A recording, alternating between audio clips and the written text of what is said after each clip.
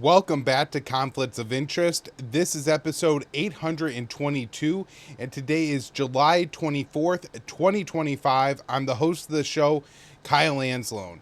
We have a lot of news to get through on today's show, so I'm going to hop right into it. Just want to remind people to check out my new show, The Kyle Anzalone Show. We are streaming on YouTube and X every Monday, Wednesday, and Thursday at 4:45 Eastern Time. Today, the guest on the program will be our old friend Misty Winston, who of course just had me on the Jimmy Dore show this past weekend.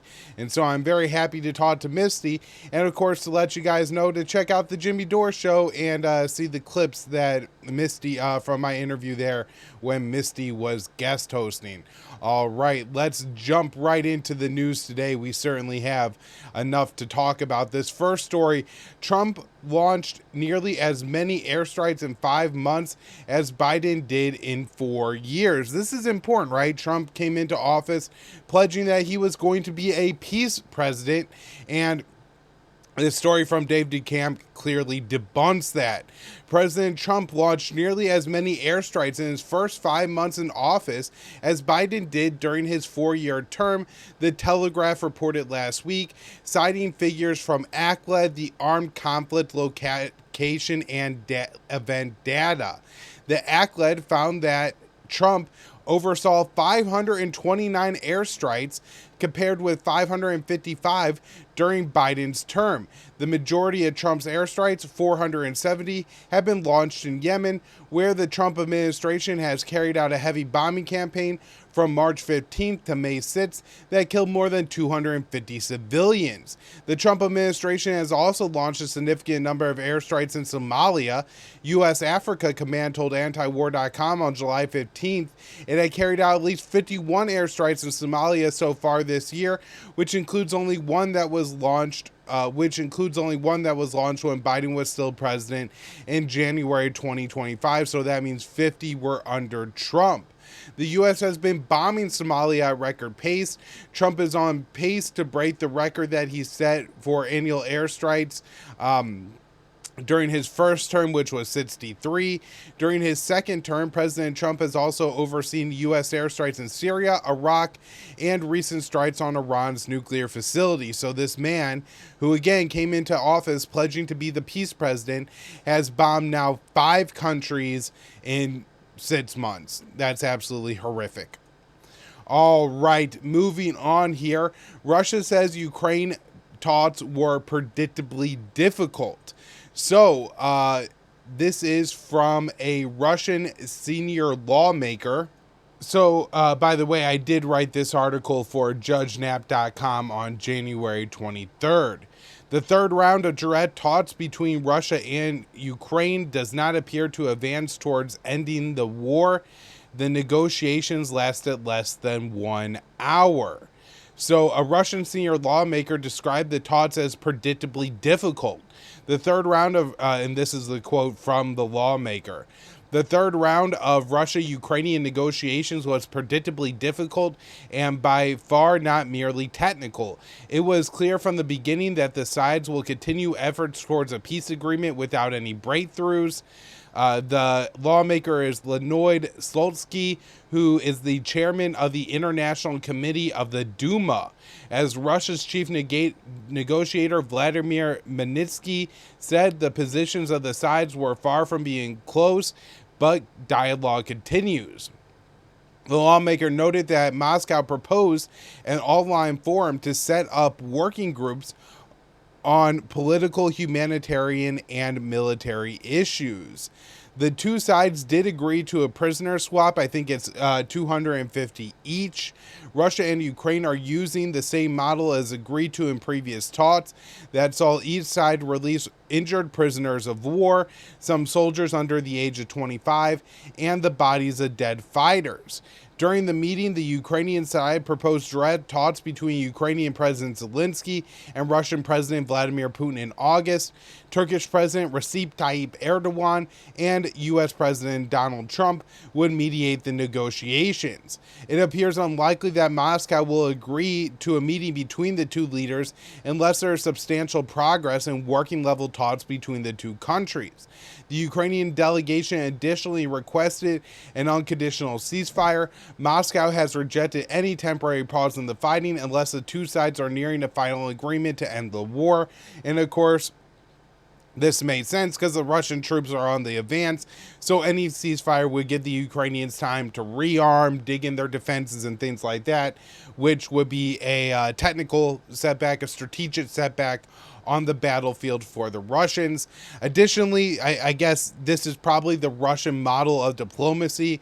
I'm not sure that it's the best way forward, but I think it's kind of hard not to at least acknowledge that just Putin and Zalinsky sitting down in a room when the Ukrainian side is saying that, listen, we're not going to give back any territory, and we demand that Russia give back all the Ukrainian territory that they have taken, including the Crimean Peninsula, it is just a non-starter for talks. And so I don't necessarily think it made sense for Putin and Zalinsky to meet at this time, or at least to expect a meeting between the two leaders to lead to any kind of agreement, unless Zalinsky thinks that, he just needs to sit down with Putin and basically concede the war or something like that. That would be the only way that this would work out. So, I think I kind of agree with the Russian lawmaker there that was predictably difficult.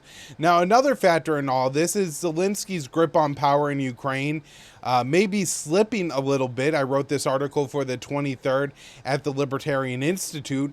Protests erupt in Ukraine after Zalinsky targets anti-corruption organizations. So Ukrainian President Zalinsky signed a bill that restricts the work of anti-corruption agencies. In response, Ukrainians took to the streets in Kiev chanting "corruption equals death." The new law gives Kiev significant control over Ukraine's National Anti-Corruption Bureau, the NABU, and the affiliated Specialized Anti-Corruption Prosecutor's Office, the SAPO. A statement from the agency said, in effect, if this bill becomes law, the head of the SAPO will become a nominal figure, while the NABU will lose its independence and turn into a subdivision of the Prosecutor General's office. Initially, Zalinsky defended the law, claiming that Ukrainians need to remain focused on the Russian enemy. He explained, "I gathered all the heads of the Ukrainian law enforcement and anti-corruption agencies, along with the prosecutor general. It was a much needed meeting, a frank and constructive conversation that truly helps. We all share a common enemy, the Russian occupiers, and defending the Ukrainian state requires a strong enough law enforcement and anti-corruption system, one that ensures a real sense of justice.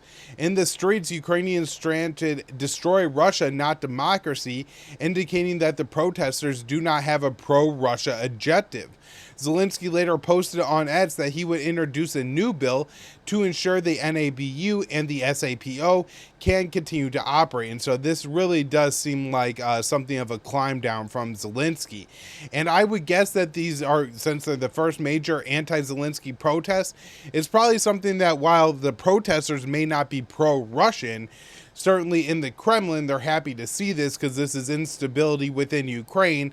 And of course, if the Ukrainian military is teetering on collapse, any kind of instability in Ukraine may help to tip that over, which would give Russia a essential complete victory in Ukraine. Now, moving on to some news about Gaza. It's all bad. Israel's latest evacuation order for Gaza cuts off Palestinians from water. So within the boundaries of Israel's new evacuation orders in southern Gaza, it is the southern Gaza desalination plant, the main source of water for the hundreds of thousands of Palestinians forced into the al-Mawasi camp. So this is a statement from the UN, the spokesman for the United Nations Secretary General, Antonio Guterres, that is Stephanie Durek, and she told reporters the Israeli military issued another displacement order in Deir al-Bala, dealing yet another devastating blow to the already fragile lifeline keeping people alive across the Gaza Strip. Within the newly designated areas is the southern Gaza desalination plant and other vital water infrastructure. The plant is the main source of drinking water for internally displaced people in Al-Mawasi, and it serves hundreds of thousands of people, producing about 2,500 cubic meters of water per day. The loss of this facility would be catastrophic for the people who depend on it for access to the fresh water. Over the past week, deaths of deprivation have started to spike. Doctors in Gaza report wounded patients will be able to survive their injuries, but die due to a lack of food. On Sunday, the Gaza Health Ministry reported 18 people had starved to death over the past 24 hours. Palestinians in Gaza are starving to death due to the Israeli siege and military operations. Tel Aviv only allows a trickle of food into the Strip, and the Gaza Humanitarian Foundation is the sole entity allowed to distribute aid. About 1,000 Palestinians have been killed traveling to GHF sites since it began operations in the Strip about 2 months ago. Additionally, the IDF has slowly issued evacuation orders to Palestinians, forcing Gazans into a shrinking area of the Strip. Durek explained. As of early July, 80% of water, sanitation, and hygiene facilities fall within the Israeli militarized zone or in areas that have been placed under displacement orders. Israeli Prime Minister Benjamin Netanyahu plans to continue to force Palestinians into a smaller area of Gaza until they're all forced into a concentration camp in southern Gaza. This is explicitly the Israeli policy. As we talked about in the last show, the IDF wanted to develop something else, and Netanyahu blocked that from happening. This is a hard read. UK surgeon: Israeli drones are shooting Palestinian boys near aid sites. So a British gastrointestinal surgeon detailed how Israel is using drones to mutilate and kill Palestinian boys attempting to reach aid distribution sites. In an interview with Channel 4, Nick Menard, who is currently in Gaza and working at the Nasser Hospital in Khan Yunis, explained, "We've seen multiple injuries, predominantly in young teenage males, some as young as 11, 12, 13, 14 years old, who are being shot at few distribution sites." So Dr. Menard explains that rather than just killing the boys, the Israelis appear to be playing some sort of sadistic game, targeting certain body parts on certain days, including genitals. He says, and there seems to be a clustering in different body parts on particular days. So one day they're coming in having been shot in the abdomen. Another day they're coming in having been shot in the head or the neck. Last Saturday we have 4 young teenage males who all came in at the same time having been shot in the testicles. The British doctor explained his patients are being killed and maimed by Israeli snipers and drones. Other than Israeli bullets, Menard reports that hunger is beginning to kill. Yeah, it's terrible. The malnutrition. On the pediatric and intensive care unit, the lack of feed is dire.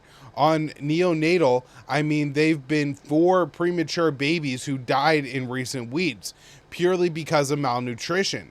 Their mothers were too malnourished to breastfeed them, and there are no formula to give them. And formula feed is being denied. They are not getting any formula feed in. Some American medical colleagues had brought formula feed into Gaza, but it was all confiscated at the border. And so I want to explain something that's happening here that is just absolutely insane. So when doctors from Western countries or the US, UK, things like that are going into Gaza on like kind of a 2-week, I think sometimes a month or 6-week medical stints where they're doing voluntary work, where they're trying to help plug the holes in the Gaza medical system, as so many doctors have been killed by Israel at this point. So they're really doing essential work. But when they come into Gaza, they are just bringing in, rather than bringing in clothes and their luggage and things like that. They're bringing in medical equipment. They're bringing in formula. They're just bringing in like protein bars for themselves so that it's the maximum amount of food that takes up the minimum amount of space. I guess one of the things that Americans' doctors tried to bring in was more formula to feed the infants in Gaza, and the Israelis confiscated that. And so in the past, that was one way where it wasn't necessarily that the Israeli blockade was being broken, but there did seem to be somewhat looser rules around what doctors were able to bring into Gaza, and now that is no longer the case. And I just mentioned here at the end, on Sunday, the Gaza Health Ministry reported 18 deaths of starvation over the past 24 hours, including several children. So, as I've kind of documented throughout this conflict, one of the few sources of information, because international journalists are not allowed by Israel into Gaza, that have actually gotten information out, other than the doctors like Dr. Menard or Dr. Sidwa, who I interviewed on the Kyle Anzalone show, are the international aid agencies, particularly those connected with the UN, and now they are being targeted. This one, Libertarian Institute, July 22nd, Israel attacks UN agencies' buildings in Gaza.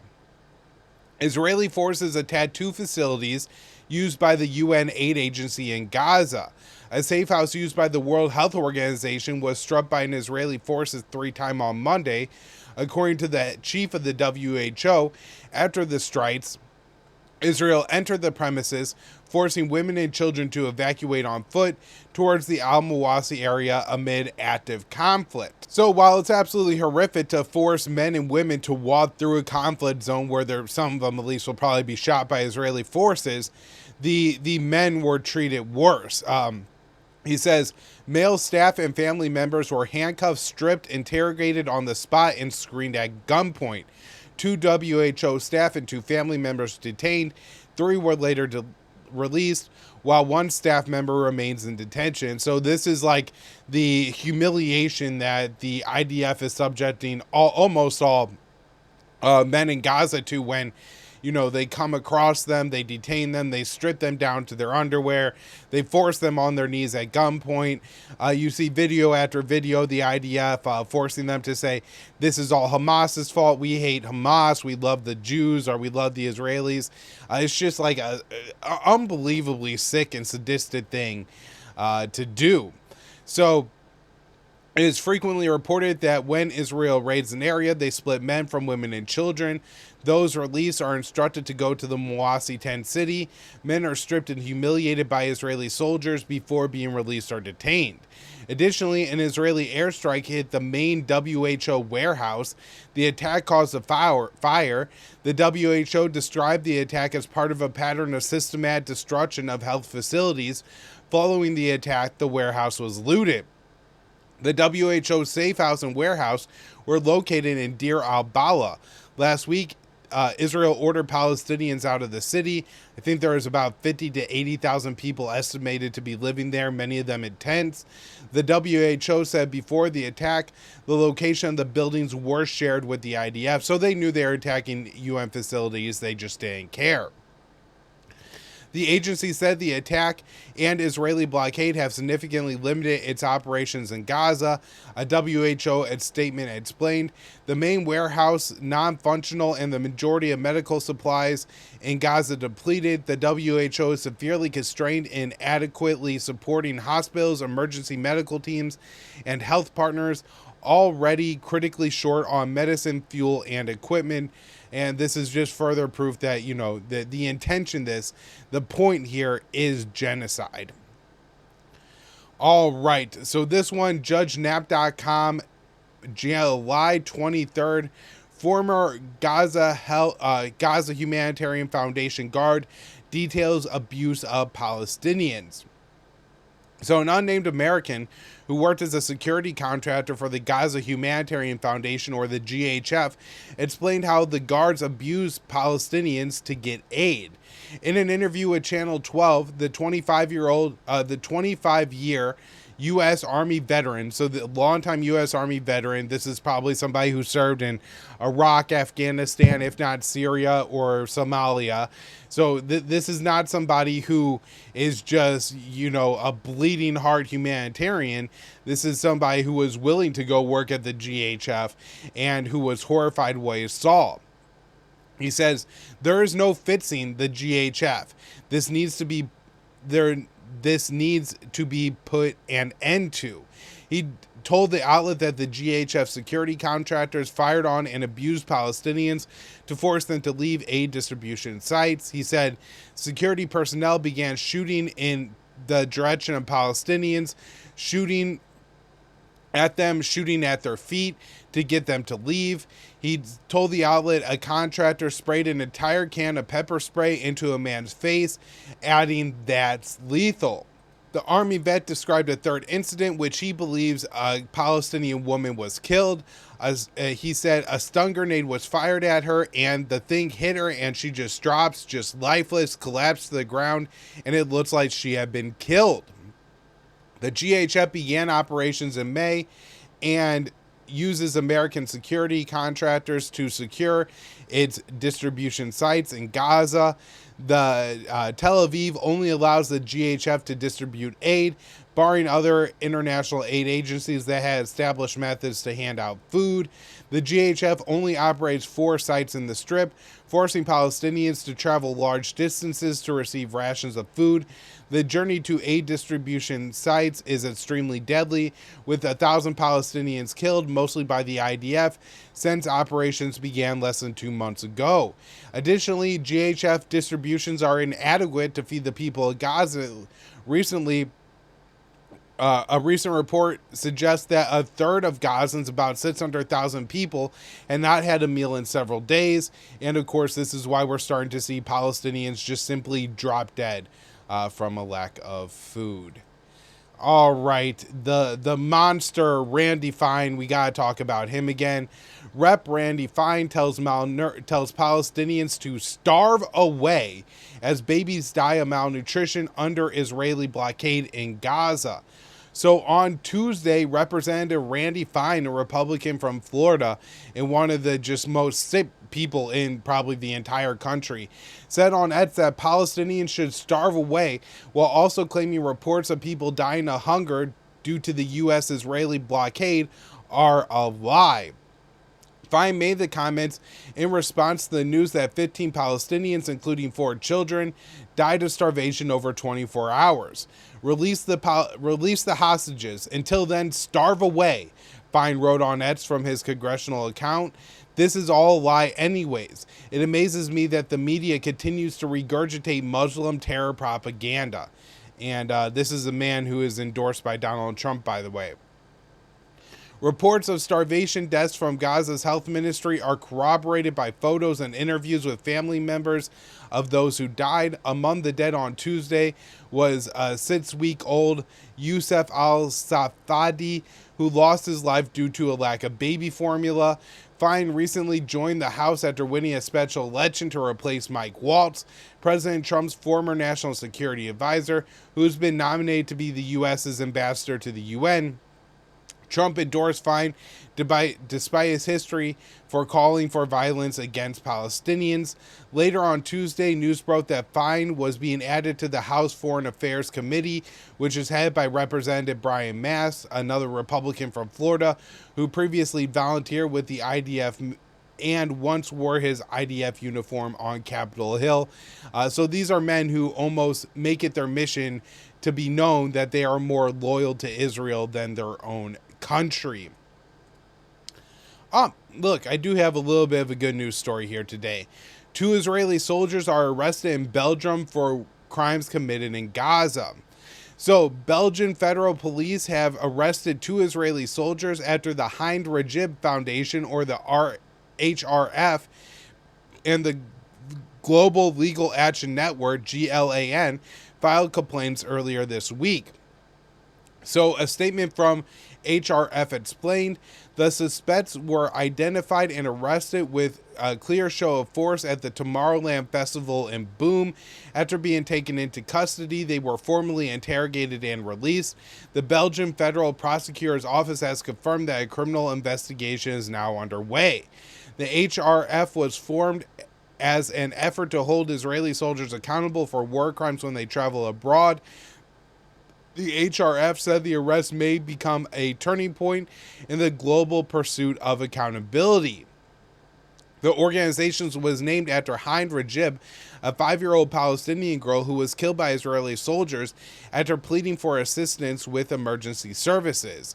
The HRF explains on the website her desperate cries for help as she begged for rescue on the phone with emergency services moved hearts around the world.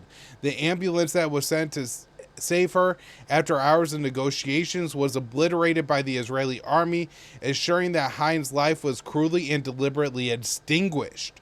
The federal prosecutor's office announced on Monday that it received complaints from the HRF and GLAN on Friday and Saturday and determined that they may have merit. The evidence used in the complaints was sourced from the soldiers' own social media accounts.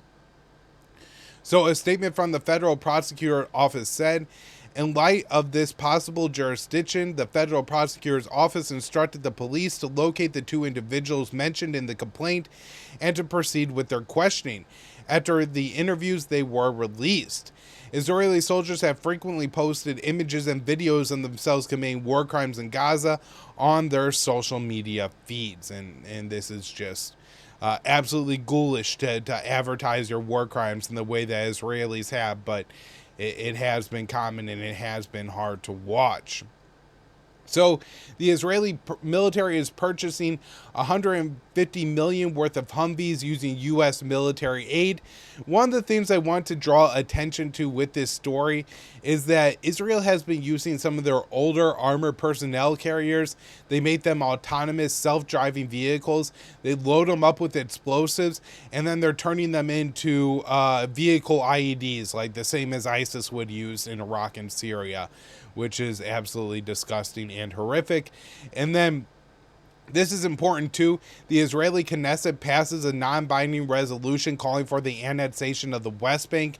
And while this isn't an official annexation of the West Bank, I do think what Israel is doing is slowly building up the I don't want to say courage, but the momentum to go ahead and annex the West Bank, which I think may come probably sometime in Trump's presidency, if not within like the next year.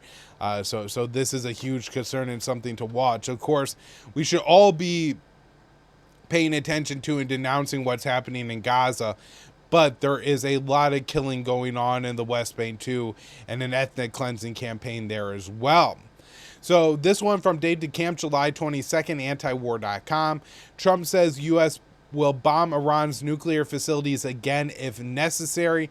And look, I think that this is important to highlight because this is poisoning the well for any future talks between the U.S. and Iran, and I think convincing Tehran that the way forward is more war. This next article from the 23rd, Iran's president says Iran is ready for more Israeli attacks and is not optimistic about the ceasefire, and I think we could understand why that's the case if Trump is saying that we're going to attack again. This story did not get a lot of attention, but I think it's really important. I wrote up for the Libertarian Institute on July 21st. Israel's Red Sea port may shut down due to Houthi blockade. So the head of Israel's Red Sea port said he could be forced to shut down operations as Ansar Allah's Red Sea blockade of Israeli shipping has cut business by 90%. Chief Executive Gideon Goldberg is now asking Tel Aviv for assistance to keep the port open. On Sunday, Goldberg said that Israel should offer ships a large financial incentive, $500,000, to risk transiting the Red Sea to keep the port of Eilat open. He asserted you cannot let terror organizations close any route. In November of 2023, Ansar Allah, or the Houthis, declared a blockade of Israeli-linked shipping in the Red Sea. Since, Goldberg reports that the Eilat port has lost over $1 million every month. Ansar Allah says its blockade is a response to the ongoing genocide in Gaza. During ceasefires between Tel Aviv and Hamas, Sana'a has halted its attack on the its blockade and any attacks on Israel. Both President Donald Trump and Joe Biden carried out extensive bombing campaigns in Yemen in an effort to force Ansar Allah to allow Israeli shipping through the Red Sea. The Houthis were able to withstand the American strikes and expand their operations to target U.S. Navy ships off Yemen's coast. Trump first authorized strikes against Yemen on March 15th. Over the next 6 weeks, the U.S. would bomb over 1,000 targets in Yemen, killing hundreds of civilians. Ansar Allah responded by targeting U.S. Navy ships in the Red Sea and American drones above Yemen. The Houthis were able to down several drones and caused an F-18 to fall off an aircraft carrier. In May, Trump agreed to a ceasefire with Ansar Allah that did not extend to Israel or Israeli-linked shipping. Since the ceasefire was established, the Houthis have continued to attack Israel with missiles and drones. In July, Ansar Allah attacked 2 cargo ships in the Red Sea, leading to the deaths of at least 4 crew members, and I believe both ships were either scuttled or sunk. I guess, towed back to port, but they did not make it to Israel, which is the point of the blockade. And last up here, one more from our friend Dave DeCamp at antiwar.com on July 23rd. U.S.-backed Somali army melts in the face of al-Shabaab offensive despite billions in international support. And so, while maybe somewhat unsurprising, certainly disturbing, the U.S.-backed Somali military has melted in the face of an al-Shabaab offensive in southern and central Somalia, despite receiving billions of dollars in international support over the years, and dozens of American airstrikes alone this year.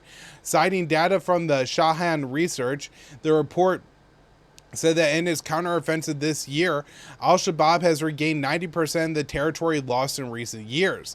The Mogadishu-based government had success in an offensive in 2022 and 2023 because it relied on local clan militias to do much of the fighting. But President Hassan Sheikh Mohammed has since lost the support of those groups. So Mohammed Hassan, a local militia member in Somalia's central Harar region, told AFP the mobilization went well when the president came from Mogadishu to start the first phase of the offensive in 2022. Everybody was heavily armed in the fighting, assisting the National Army. It is no longer the same because the leadership are no longer involved, and there seems to be disorganization in how the community militias are mobilized. So the fight is not going well. The U.S. airstrikes are continuing, but it is does not seem to be helping Mogadishu. My fear is that what's going to happen here is that this is actually kind of related to Gaza, where once the Mogadishu government is in real dire straits, maybe they go to Washington, or maybe Washington comes to them and says, hey, we'll give you a few $1 billion. We'll prop up your government. We'll put some soldiers here to make sure that Mogadishu doesn't fall. We'll carry dire strikes against al-Shabaab. And in exchange, you'll take some Palestinians from Gaza. I think, I'm sure those deals are being offered behind the scene, and it's only going to increase as Mogadishu becomes increasingly vulnerable. That's where I'll wrap up the show for today. Thank you all so much for tuning in. We'll be back with more episodes of Conflicts of Interest next week. And of course, we will be talking with Misty Winston on the Kyle Anzalone Show later today.